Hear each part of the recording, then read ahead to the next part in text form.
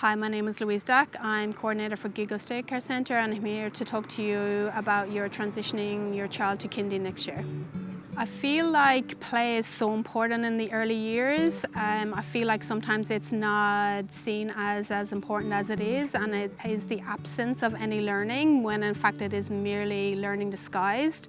It is with the children's interests, and we know from experience that children's learning is maximised and magnified when they are the driving force behind that learning. So it's so important they get to have and develop so many different skills when they are engaged in play-based experiences. We document our children's learning through an online platform. On this platform we have things like daily journals, so that is talking about everything that all the children got up to during the day. That will have planned experiences, spontaneous experiences, that will have photographs as well, so the parents can actually see them engaging in the activities. There is also individualized learning for the children, so that will be something that the educators have seen that a child is interested in, and then they will then scaffold on that interest and build on that interest and incorporate intentional teaching to further develop those interests. We can share that information in many different ways. So we can have teachers access to this online forum.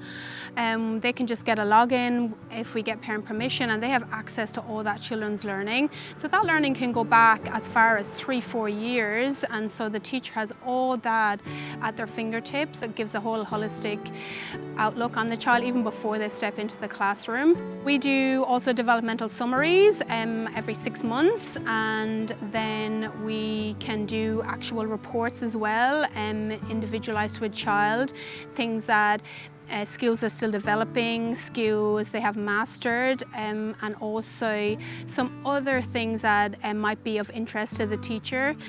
Social emotional would be a really good one, because we know these children are here for long periods during the day, so we know potentially lots of things that might potentially be triggers for them in a classroom setting. So we know that some families are FIFOs, so we know that every second Wednesday a child will be really upset because their parent has just gone. We know that potentially that both parents are working, so one child might be up really early, so mid-morning they might just need some time alone before they continue on with their learning. So I think those things are really key in that transition process.